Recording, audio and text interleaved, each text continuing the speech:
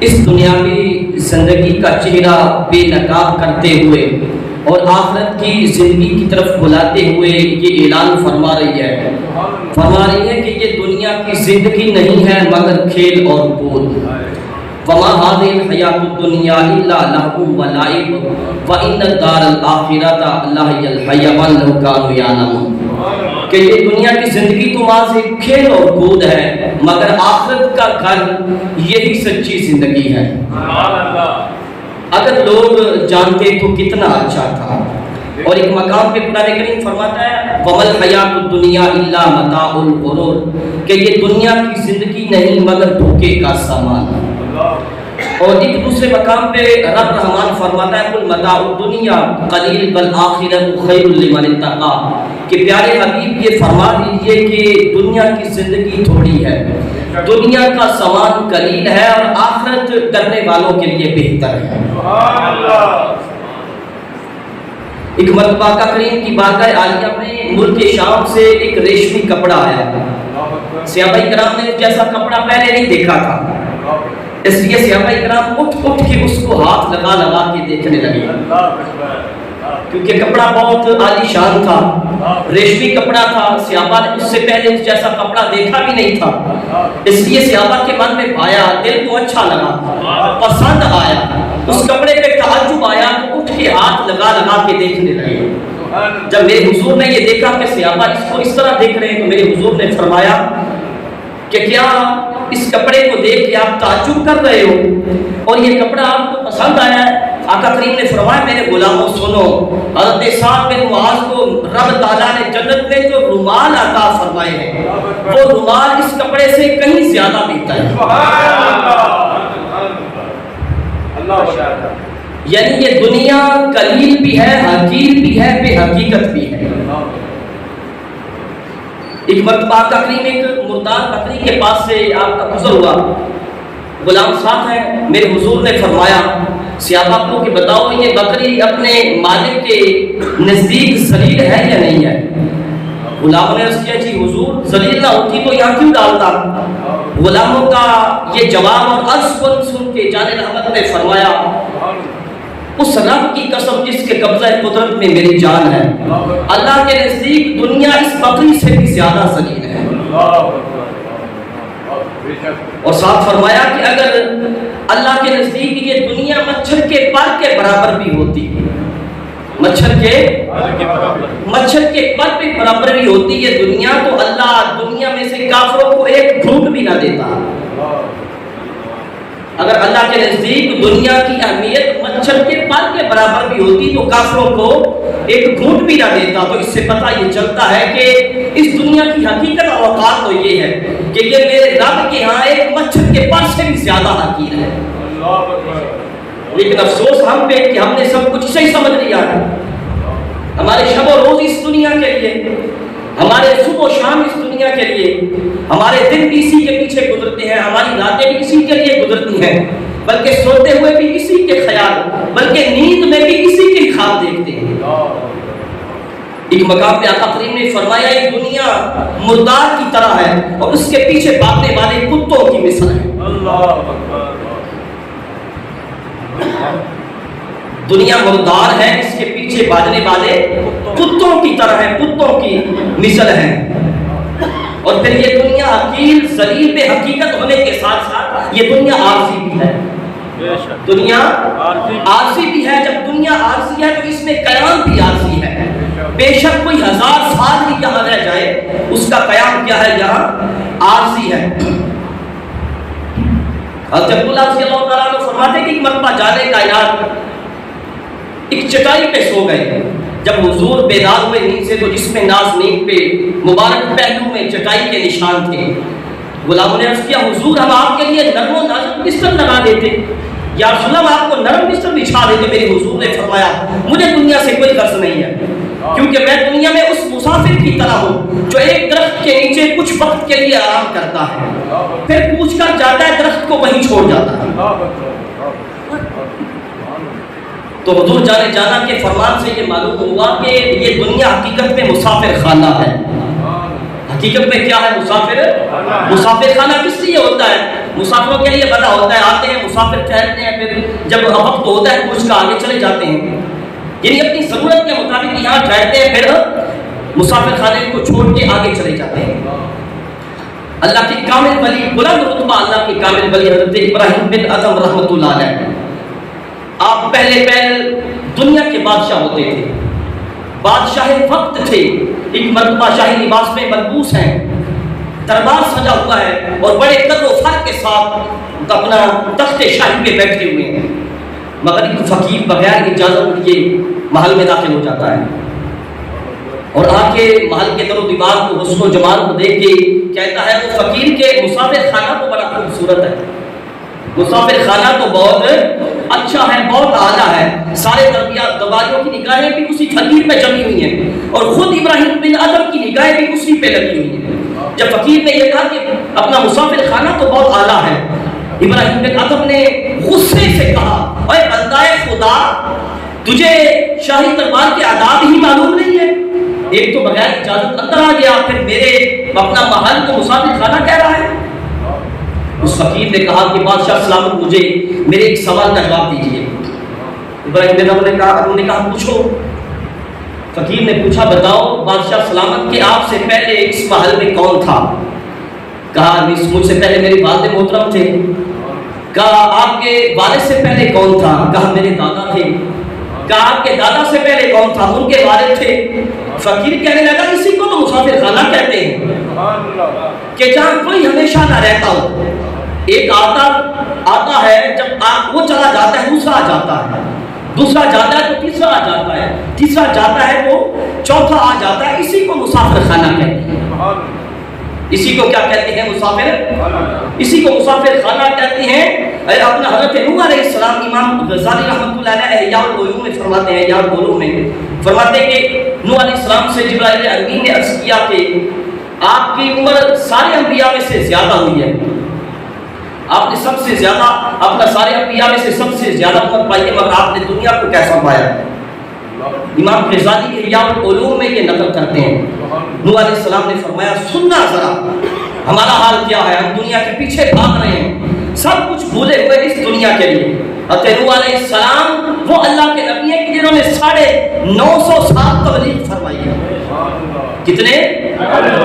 950 سال آپ کا تبلیغی دورانیہ ہے۔ آپ کی عمر کے بارے میں مفسرین کا اختلاف ہے، بعض لوگوں نے کہا کہ آپ کی عمر 1000 برس ہوئی ہے، بعض نے کہا کہ آپ کی عمر 1100 سال ہوئی ہے۔ 1000 برس بھی ہو تو پھر بھی سننا نوح علیہ السلام کا جواب۔ جبرائیل امین نے پوچھا کہ آپ نے دنیا کو کیسا پایا ہے؟ نوح علیہ السلام نے فرمایا مجھے تو ایسا لگا ہے ایک مکان کے 2 دروازے ہیں، ایک سے اندر گیا ہوں دوسرے سے باہر نکل گیا۔ ایک دروازے سے مکان کے اندر گیا ہوں اور دوسرے سے باہر نکل گیا ہوں۔ یہ ہے دنیا کی اوقات۔ کوئی 1000 سال بھی رہ جائے تو ایسا لگتا ہے ایک دروازے سے داخل ہوا دوسرے سے باہر نکل گیا۔ ایک مرتبہ امیر معاویہ رضی اللہ تعالیٰ عنہ کے پاس نجران سے ایک شخص آیا، اس شخص کی عمر 200 سال تھی۔ توجہ ہے سب کی؟ کتنی عمر تھی؟ 200 سال اس کی عمر تھی، 200 سال۔ حضرت امیر معاویہ نے اس سے دنیا کی کیفیت پوچھی کہ بتا تو نے دنیا کو کیسا پایا ہے؟ اس نے عرض کیا کہ کچھ سال مصیبت میں کٹ گئے ہیں، کچھ سال آرام میں کٹ گئے ہیں، یوں ہی شب و روز گزرتے جا رہے ہیں، یہ دن رات یوں گزرتے جا رہے ہیں، پیدا ہونے والے پیدا ہو جاتے ہیں، مرنے والے مر جاتے ہیں۔ اگر بچے پیدا ہو تو مخلوق تباہ ہو جائے، اگر موت نہ آئے تو اس دنیا میں آبادی کی گنجائش نہ رہے۔ حضرت امیر معاویہ نے اسے فرمایا پھر مانگ کیا مانگتا ہے؟ اس نے کہا، اس نے عرض کیا کہ میری وہ جو گزری ہوئی زندگی ہے وہ مجھے واپس لوٹا دیں، میری گزری ہوئی زندگی مجھے عطا کر دیں اور جو موت آنے والی ہے اس کو روک دیں۔ امیر معاویہ نے فرمایا یہ نہیں ہو سکتا۔ اس نے عرض کیا اگر یہ نہیں مل سکتا پھر کسی چیز کی حاجت نہیں ہے۔ یہ دنیا کی حقیقت اور کیفیت ہے، یہ دنیا کی اوقات ہے۔ تو عرض یہ کر رہا تھا، اس فقیر نے حضرت ابراہیم بن ادم کو یہ کہا کہ مسافر خانہ اسی کو کہتے ہیں کہ جب کسی کا ہمیشہ کے لیے قیام نہ ہو، جب کوئی ہمیشہ نہ رہتا ہو، ایک جاتا ہے دوسرا آ جاتا ہے، دوسرا جاتا ہے تیسرا آ جاتا ہے، تیسرا جاتا ہے چوتھا آ جاتا ہے۔ اب اس فقیر کی یہ بات سن کے ابراہیم بن ادھم کے دل پہ ایسی چوٹ لگی کہ سارا کچھ چھوڑ کے بیٹھ گئے، مال و دولت، وہ حکومت، وہ تخت و تاج، سبھی کچھ چھوڑ دیا، سب کو ٹھوکر ماری اور رب تعالیٰ کی محبت میں ایسے فنا ہوئے کہ اللہ کے کامل ولی بن گئے، اللہ کے کامل ولی بن گئے۔ جب وہ حکومت کو اور بادشاہ کو ٹھکرا کے ٹھوکر مار کے فقیری لباس پہن لیا تو ایک دن اپنی گدڑی کو دریا کے کنارے بیٹھ کے سی رہے تھے، دریا کے کنارے اپنی گدڑی کو بیٹھ کے، سمجھ آ رہی ہے سب کو؟ اب اپنی گدڑی کو سوئی کے ساتھ سی رہے، سپاہی آیا اور آپ کو ٹک ٹکی باندھ کے دیکھنے لگا، کافی دیر دیکھنے کے بعد کہنے لگا کہ اگر میں بھول نہیں رہا تو آپ ابراہیم بن ادھم نہیں ہیں؟ کہاں ابراہیم بن ادھم؟ کہا آپ تو ہمارے بادشاہ تھے، بادشاہ وقت تھے۔ تو ابراہیم بن ادھم نے فرمایا ہاں بادشاہ تھا مگر ہر چیز کو ٹھوکر مار چکا ہوں، اب ہر چیز کو ٹھوکر مار چکا ہوں۔ سپاہی نے کہا ایسی شاندار حکومت آپ نے چھوڑ دی؟ سپاہی نے جب یہ کہا تو ابراہیم بن ادھم رحمۃ اللہ علیہ نے اپنی وہ سوئی جس کے ساتھ گدڑی سی رہے تھے فوراً دریا میں پھینک دی، فوراً وہ سوئی فوراً دریا میں پھینک دی۔ سوئی پھینکتے دریا کو فرمایا کہ میری سوئی واپس لا کے دو، میری سوئی واپس لا کے دو۔ بس آپ کا یہ کہنا تھا کہ دریا کی ساری مچھلیاں اپنے منہ میں ایک ایک سونے کی سوئی لیے ہوئے پانی کے اوپر آ گئی، ہر مچھلی اپنے منہ میں سونے کی سوئی لے کے پانی کے اوپر آ گئی۔ جب آپ نے سونے کی سوئیاں دیکھی پھر جلال سے فرمایا اس سونے کو تو ٹھوکر مار کے آیا، مجھے میری سوئی چاہیے۔ جب آپ نے یہ فرمایا تو ایک مچھلی آپ کی کوئی سوئی لے کے آپ کے پاس آ گئی، آپ نے وہ سوئی لے کے اس سپاہی سے فرمایا جب میں بادشاہ تھا صرف اور صرف میرا حکم میری رعایا پہ چلتا تھا، جب اب سب کچھ رب تعالیٰ کی محبت میں چھوڑ چکا ہوں اب دریا کی مچھلیوں پر بھی میری حکومت چلتی ہے۔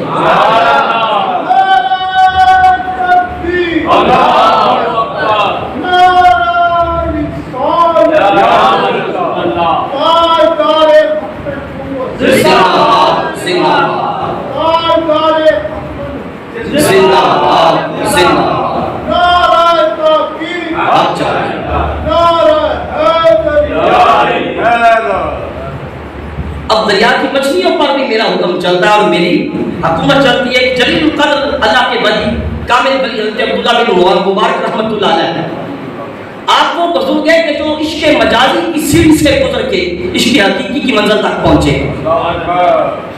حضور داتا بخشر کے زبیری رضی اللہ تعالیٰ عنہ کشف المعجوب شریف میں فرماتے ہیں، آپ فرماتے ہیں کہ عبداللہ بن مبارک پہلے ایک لڑکی کے عشق میں مبتلا ہو گئے تھے۔ ایک رات اس لڑکی کے گھر کے سامنے کھڑے کھڑے رات گزار دی، جب صبح ہوئی تو ضمیر نے ملامت کی، ضمیر نے جھنجھوڑا، کہا اے ابن مبارک تجھے کیا ہو گیا ہے؟ تو عشق مجازی میں اپنے رب کو ہی بھول بیٹھا۔ اپنے علم میں سچی توبہ کی، سچی توبہ کر کے سراج القائمہ حضرت امام اعظم ابو حنیفہ رضی اللہ تعالیٰ عنہ کی صحبت اختیار کی، آپ کی صحبت میں بیٹھ رہے اور ہر روز آپ کی درسگاہ میں علم کی تحصیل کے لیے جایا کرتے تھے۔ کون؟ حضرت عبداللہ بن مبارک رحمۃ اللہ علیہ ہر روز آپ کے مدرسہ میں جاتے ہیں، حضرت امام اعظم ابو حنیفہ کی علم حاصل کرتے اور پھر اپنے گھر کو تشریف لے آتے ہیں۔ ایک مرتبہ تاخیر ہو گئی آنے میں، مگر آپ کی والدہ محترمہ گھر میں انتظار کر رہی تھی کہ ابھی تک میرا بیٹا کیوں نہیں آیا۔ جب کافی دیر گزر گئی نہ آئے تو تلاش کرنے کے لیے نکلی، کسی طالب علم سے پوچھا تو اس طالب علم نے بتایا کہ وہ تو درسگاہ سے جا چکے ہیں، ہاں ایک باغ ہے جہاں پہ وہ کبھی کبھی تشریف لے جایا کرتے ہیں، باغ میں کبھی کبھی، توجہ ہے سب کی، ایک باغ ہے جہاں کبھی کبھی وہ تشریف لے جایا کرتے ہیں۔ عبداللہ بن مبارک رحمۃ اللہ علیہ آپ کی والدہ اس باغ کی طرف گئی، اس باغ میں پہنچی تو جا کے ایک عجیب منظر دیکھا۔ منظر کیا تھا؟ منظر یہ تھا کہ عبداللہ بن مبارک ایک درخت کے نیچے مزے کی نیند سو رہے ہیں۔ عبداللہ بن مبارک درخت کے نیچے بڑی پرسکون نیند سو رہے ہیں اور ایک خطرناک سانپ اپنے منہ میں گلے ریحان کی ٹہنی لیے ہوئے آپ کے اوپر سے مکھیاں اٹھا رہا ہے۔ خطرناک سانپ اپنے منہ میں گلے ریحان کی ٹہنی لیے ہوئے آپ کے اوپر سے مکھیاں اڑا رہا ہے۔ اب جب عبداللہ بن مبارک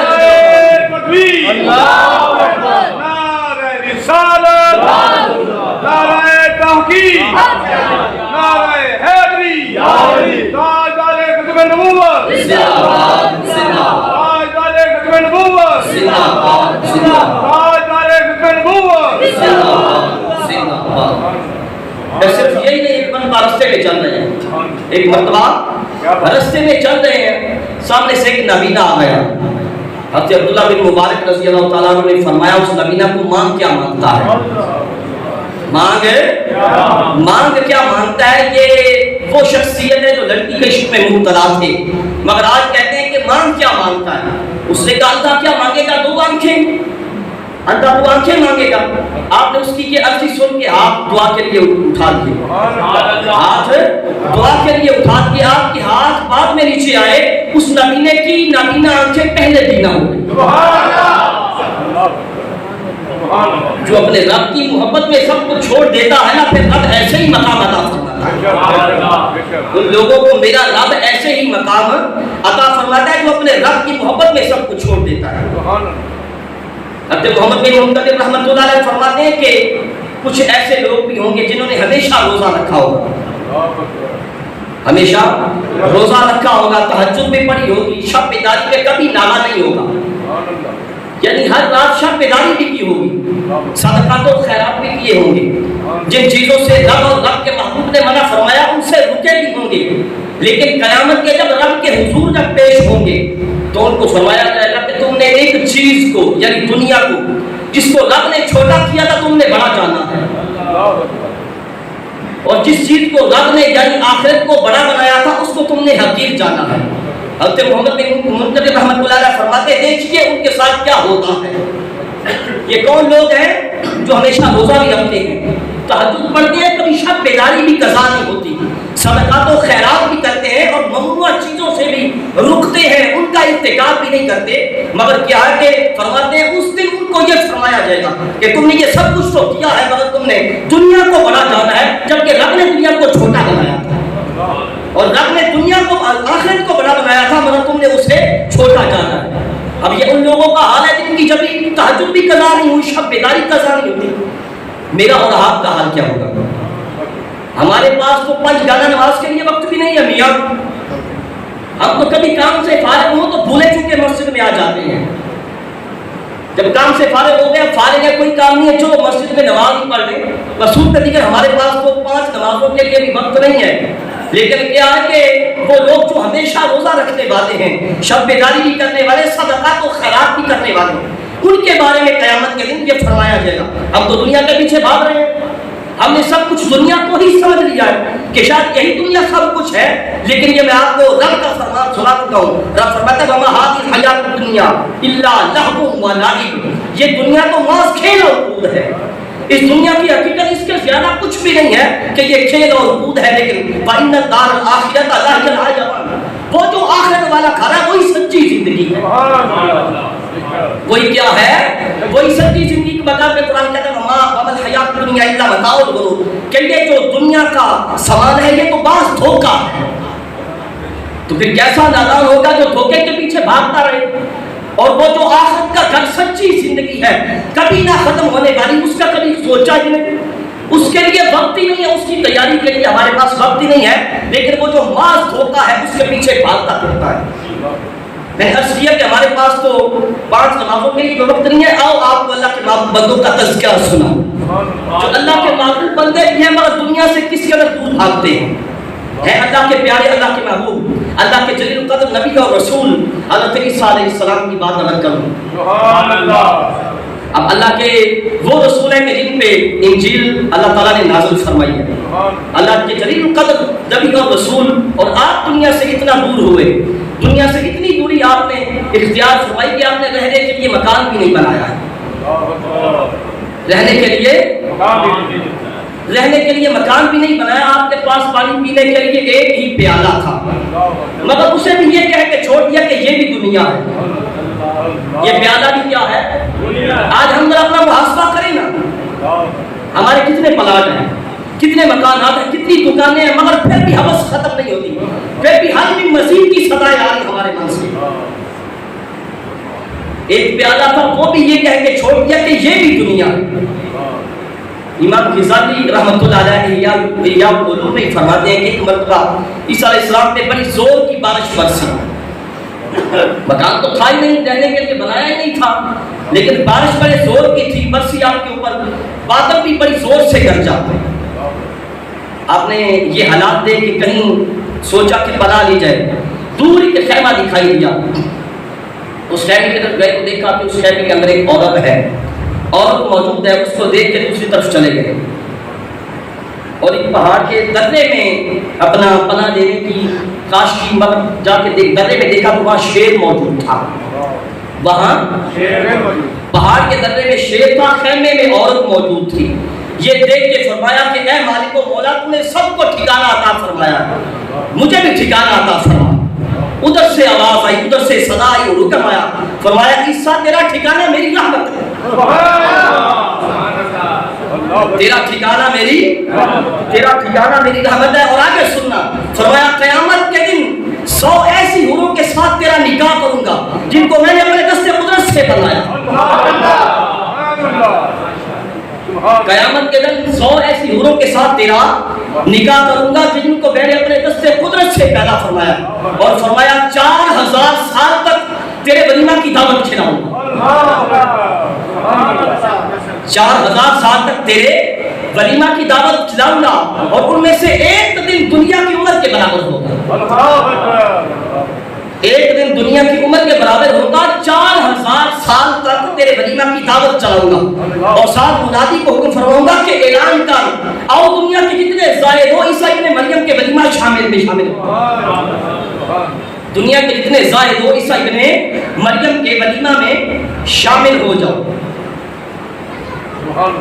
تو یہ وہ اللہ کے پیارے کہ جنہوں نے دنیا کی طرف نگاہ بھر کے دیکھا بھی نہیں ہے، مگر یہ خیال رہے کہ یہ عیسیٰ علیہ السلام وہ عیسیٰ علیہ السلام ہے کہ جو قریب قیامت میرے حضور کے امتی بن کے دنیا میں آئیں گے. میرے آقا کے امتی بن کے دنیا میں آئیں گے. یہ شان ہے خدمت گاروں کی. سرکار کا عالم کیا ہوگا؟ جس محبوب کے امتی کی شان کا عالم یہ ہے، اس آقا کی اپنی شان کیسی ہے؟ اس آقا کی اپنی شان کا عالم کیا ہوگا؟ یہ امتی کی شان ہے کہ 4000 سال تک ولیمے کی دعوت چلی. میرے آقا کی شان کا عالم کیا ہوگا؟ ایک بلند رتبہ اللہ کے ولی حضرت داؤد طائی رحمۃ اللہ علیہ، آپ کا شمار حضرت امام اعظم ابو حنیفہ کے صوفی شاگردوں میں ہوتا ہے.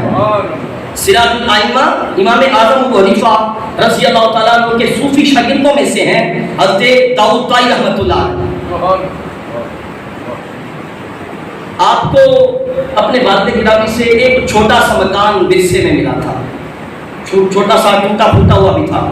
ساری زندگی اسی میں گزاری ہے، ساری زندگی اسی ٹوٹے پھوٹے مکان میں گزاری، اور ایک جگہ عبادت کے لیے مخصوص کی ہوئی تھی. ساری رات وہاں عبادت میں گزار دیا کرتے تھے.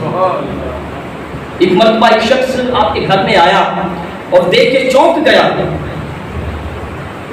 کہ یہ ٹوٹی پھوٹی چھت تو کسی وقت بھی گر سکتی ہے، جس کے نیچے اللہ کے ولی حضرت داؤد طائی کھڑے ہو کے عبادت کرتے ہیں رب کی. یہ چھت کبھی بھی گر سکتی ہے. آپ کی خدمت میں بیان کیا تو سننا ذرا، دل کے کان کھول کے سننا. آپ نے فرمایا مجھے تو 10 سال ہو گئے ہیں، 10 سال ہو گئے اللہ کی یاد میں ایسا مدن ہو کہ 10 سالوں میں کبھی نگاہ اٹھا کے اس چھت کو دیکھا بھی نہیں. 10 سالوں میں کبھی نگاہ اٹھا کے اس چھت کو دیکھا بھی نہیں ہے. اور حضرت داؤد طائی رحمۃ اللہ علیہ روٹی چبا کے نہیں کھاتے تھے، روٹی چبا کے نہیں کھاتے تھے بلکہ پانی میں ڈال کے کھاتے تھے. پانی میں بھگو کے اس کو نرم کر کے کھاتے تھے، کیونکہ روٹی پانی میں بھگو دینے سے وہ نرم ہو جاتی ہے، چبانا نہیں پڑتی، وقت کم لگتا ہے کھانے میں، اور چبا کے کھائے تو وقت زیادہ لگتا ہے. روٹی چبا کے نہیں کھاتے تھے، روٹی پانی میں ڈال کے کھاتے تھے. اس کی وجہ پوچھی کہ بلا آپ ایسا کیوں کرتے ہیں، روٹی کو چبا کے کیوں نہیں کھاتے، پانی میں ڈال کے کیوں کھاتے ہیں؟ کیونکہ آج ہم کو لذتوں کے پیچھے بھاگ رہے ہیں نا. ہم کو کہتے ہیں کہ کوئی ٹیسٹی چیز ہونی چاہیے، کوئی لذیذ کھانا ہونا چاہیے. اب روٹی کو اگر پانی میں ڈال دیا جائے تو اس کی لذت باقی رہ جاتی ہے. اگر وہ لذیذ ہو بھی تو پانی میں ڈالنے کے بعد اس کی لذت ہی ختم ہو جاتی ہے. لیکن کیا کہ اللہ کے ولی روٹی کو چباتے نہیں ہیں بلکہ پانی میں ڈال کے کھاتے ہیں. آپ سے پوچھا گیا کہ آپ ایسا کیوں کرتے ہیں؟ آپ نے فرمایا جتنا وقت روٹی چبا کے کھانے میں لگتا ہے اتنے وقت میں قرآن کی 40 آیات تلاوت کر لیتا ہوں۔ اتنی دیر میں میں قرآن کی 40 آیات تلاوت کر لیتا ہوں۔ بات کریں حضرت حبیب اجمی رحمۃ اللہ علیہ، حضرت حبیب اجمی رحمۃ اللہ علیہ، آپ حضرت خواجہ حسن بصری کے خلیفہ ہیں۔ حضرت خواجہ حسن بصری کے خلیفہ، حضرت خواجہ حسن بصری مولا کائنات مولا علی شیر خدا کرم اللہ وجہہ الکریم کے خلیفہ ہیں۔ حضرت خواجہ حسن بصری مولا علی کے خلیفہ ہیں۔ نعرہ رسالت، نعرہ تحقیق، نعرہ حیدری، تاجدار ختم نبوت، تاجدار ختم نبوت، تاجدار ختم نبوت۔ من سب نبیًا من سب نبیًا من سب نبیًا من سب نبیًا تاجدار ختم نبوت، تاجدار ختم نبوت، تاجدار ختم نبوت۔ سبحان اللہ۔ حضرت حبیب اجمی رحمۃ اللہ علیہ حضرت خواجہ حسن بصری کے خلیفہ ہیں۔ سبحان اللہ۔ آپ کی ایک کنیز تھی لونڈی، ہمہ وقت آپ کی خدمت میں مشغول رہتی ہے۔ آپ کی کنیز مغرب مرتبہ آپ کنیز سے ہی فرمانے لگے کہ میری کنیز کہاں گئی، میری کنیز کہاں ہے، میری کنیز کہاں ہے۔ وہ بڑی حیران ہوئی، حیران ہو کے عرض کیا کہ حضور میں تو 1 سال نہیں، 2 سال نہیں، 30 سال نہیں، 5 سال سے زیادہ ہو گئے ہمہ وقت آپ کی خدمت میں لگی ہوئی ہے، مگر آپ مجھے سے فرما رہے ہیں کہ میری کنیز کہاں گئی۔ آپ نے فرمایا مجھ پہ 10 سال ایسے گزرے ہیں، 10 سال مجھ پہ 10 سال ایسے گزرے ہیں کہ خدا رحمان کے سوا کسی غیر کا خیال بھی نہیں، خدا کے سوا کبھی کسی کا، جو لونڈی اور کنیز خدمت کرتی ہے اس کی بھی خبر نہیں ہے۔ مگر آج ہم جیسا پارسا اور پرہیزگار کوئی نہیں ہوگا، مگر ہمارا حال یہ ہے کہ 10 منٹ کی نماز میں بھی اپنے خیالات میں کنٹرول نہیں کر سکتے، مگر اللہ کے ولی جو اللہ کے محبوب بندے ان کے تقوی برا اور پرہیزگاری اور خدا کی یاد کا عالم کیا۔ 10 سال گزر گئے کہ خدا کے سوا کسی کا خیال بھی نہیں، غیر کا خیال بھی نہیں گزرا 10 سالوں میں، لیکن ہم ہیں کہ 10 منٹ کی نماز میں بھی اپنے خیالات میں کنٹرول نہیں کر سکتے اور یاد الہی اپنے آپ کو مشغول نہیں کر سکتے۔ اور آپ کو بات سناؤ میرے حضور کے جلیل القدر صحابی کی، حضرت ابو عبیدہ بن جراح رضی اللہ تعالیٰ عنہ کی، امیر المؤمنین گولاد مصطفیٰ حضرت فاروق اعظم حضرت عمر بن خطاب رضی اللہ تعالیٰ عنہ، آپ کا دور خلافت ہے، اور حضرت ابو عبیدہ بن جراح رضی اللہ تعالیٰ عنہ کو ملک شام کا گورنر بنا دیا گیا۔ کیا کر دیا گیا؟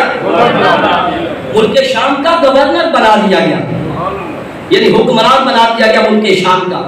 ایک مرتبہ حضرت فاروق اعظم رضی اللہ تعالیٰ عنہ دورہ کے لیے، معائنہ کے لیے دورہ پہ تشریف لے گئے ملک شام، اور ابو عبیدہ بن جراح رضی اللہ تعالیٰ عنہ کو فرمایا تھے فاروق اعظم نے کہ میں چاہتا ہوں کہ میں اپنے بھائی کا مکان دیکھوں، اپنے بھائی کا مکان دیکھوں کہ حضرت فاروق اعظم رضی اللہ تعالیٰ عنہ آپ کی حکومت کی مثالیں دی جاتی ہیں، کیونکہ آپ بڑے انصاف پرور تھے نا، آپ اپنے وہ جو اپنا حکماء ہوتے تھے، حکمران ہوتے تھے، آپ ان کی بھی خبر رکھتے تھے کہ میرا مقرر کیا ہوا حکمران کیسی زندگی گزار رہا ہے۔ آپ نے فرمایا حضرت ابو عبیدہ بن جراح کو میں چاہتا ہوں کہ اپنے بھائی کا مکان دیکھوں جہاں آپ رہتے ہیں۔ حضرت ابو عبیدہ بن جراح رضی اللہ تعالیٰ عنہ نے فرمایا کہ امیر المؤمنین میرا مکان دیکھ کے آپ کو اپنا آنسوؤں کے سوا کچھ بھی حاصل نہیں ہوگا، یعنی آپ میرا مکان دیکھ کے محض روئیں گے، آپ کو رونے کے سوا کچھ بھی حاصل نہیں ہوگا۔ مگر جب حضرت فاروق اعظم نے اصرار کیا تو میرے حضور کے صحابی حضرت ابو عبیدہ بن جراح رضی اللہ تعالیٰ عنہ آپ کو لے کے، امیر المؤمنین کو لے کے شہر سے گزرنے لگے۔ جب شہر کی آبادی ختم ہونے لگی، وقت کے گورنر ہیں، ملک کے گورنر ہیں، شہر کی آبادی ختم ہونے لگی تو فاروق اعظم نے پوچھا کہ کہاں جا رہے ہو؟ کہ امیر المؤمنین ابھی بس قریب ہی یہاں پہنچ گئے ہیں، ابھی قریب ہی ہے۔ وہ دمشق شہر جو دنیا کے مال و اسباب سے جگمگ کر رہا تھا، جگمگا رہا تھا اور چمک رہا تھا، جب وہ دمشق شہر ختم ہو گیا, آبادی ختم ہو گئی. آگے جا کے کھجور کے پتوں کا بنا ہوا ایک جھونپڑا. آج ہمارے حکمرانوں کا کیا حال ہے؟ یہ کرسی کے پیچھے ایسے کتے ہو گئے ہیں, اگر کرسی چھن جائے تو اس کا وہ جو مزہ ہے وہ ختم نہیں ہوتا. کتنے کتنے ماں کے بیٹے مروا دیتے ہیں. ہمارے روڈوں سے گزرنا عوام کے لیے وہ محال ہو جاتا ہے, لیکن کیا ہے کہ وہ کرسی کا جو مزہ ہے اور کرسی کا وہ جو ہوس ہے دل میں وہ ختم نہیں ہوتی. آپ دیکھ رہے ہیں موجودہ حالات سے بھی آپ خبر ہوں گے. ایک کھجور کے پتوں کا بنا ہوا جھونپڑا, اس کی طرف اشارہ کیا, فرمایا, کہا کہ امیر المومنین یہ میرا گھر ہے. یہ کیا ہے میرا؟ یہ میرا گھر ہے, اس میں میں رہتا ہوں. حضرت فاروق اعظم رضی اللہ عنہ تکبیر,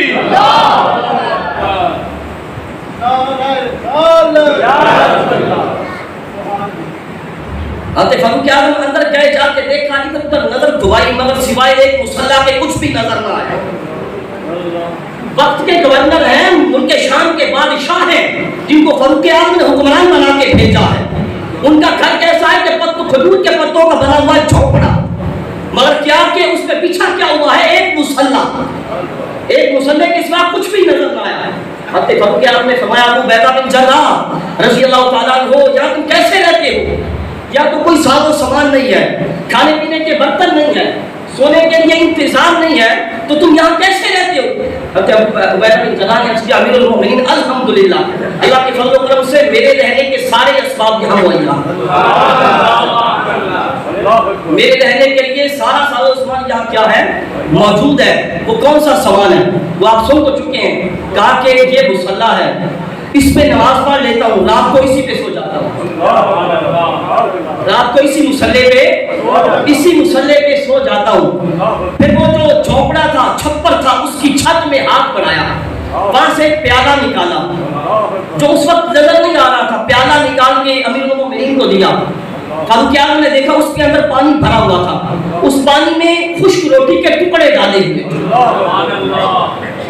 یہ ملک شام کے گورنر کی فضا ہے, خشک روٹی کے ٹکڑے ڈالے ہوئے ہیں. کہا امیر المومنین کو کہ میں دن رات حکومت کے کاموں میں مصروف رہتا ہوں, کھانے پینے کا انتظام نہیں کر سکتا, اس لیے ایک عورت, ایک خاتون ایک وقت میں میرے لیے 2-3 دن کی روٹی بنا دیتی ہے, 2-3 دن کی روٹی پکا دیتی ہے. آج ہمارے حکمرانوں کی روٹی جب آتی ہے نا تو پہلے 10 جگہوں پہ چیک ہوتی ہے. کھانے کو ان کا تو اپنا بیان ہی نہیں کیا جا سکتا, کیا کیا وہ اپنا خوراکیں ہوتی ہیں, مگر کیا ہے کہ اسے پہلے 10 جگہ پہ چیک کیا جاتا ہے, پھر اس کے بعد ہمارے حکمران کو کھانا کھاتے ہیں. لیکن کیا ہے کہ ان کے شام کا گورنر خشک روٹی کے ٹکڑے پانی میں ڈال کے کھاتا ہے. کہا وہ خاتون میرے لیے ایک وقت میں 2-3 دن کی روٹی بنا دیتی ہے, جب یہ خشک ہو جاتی ہے میں اس کو رکھ لیتا ہوں, جب خشک ہو جاتی ہے اس کو پانی میں ڈال دیتا ہوں, رات کو یہی کھا کے سو جاتا ہوں. جب حضرت ابو عبیدہ بن جراح کی یہ باتیں سنی حضرت فاروق اعظم نے تو آپ رونے لگے. آپ نے کہا امیر المومنین میں نے تو پہلے ہی کہا تھا, آپ میری رہائش کا میرا مکان دے کے آپ روئیں گے, اس کے سوا آپ کو کچھ بھی حاصل نہیں ہوگا. حضرت فاروق اعظم نے فرمایا, اے ابو عبیدہ, اللہ کی قسم, خدا کی قسم, دنیا کی ریل پیل نے ہم سب کو بدل دیا, مگر تم پہ کوئی اثر انداز نہیں ہو, تم ویسے ہی ہو جیسے رسول اللہ کے زمانہ میں تھے. تم جیسے رسول اللہ کے زمانہ میں تھے آج بھی آپ اسی طرح ہی ہو, آپ پہ یہ دنیا کوئی اثر انداز نہیں ہوئی. تو یہ وہ لوگ ہیں کہ جن کے قدموں میں دنیا ذلیل ہو کے آئی, مگر انہوں نے دل میں جگہ تو کیا دینی, آنکھ بھر کے اس کی طرف دیکھا بھی نہیں. ذلیل ہو کے آئی مگر آنکھ بھر کے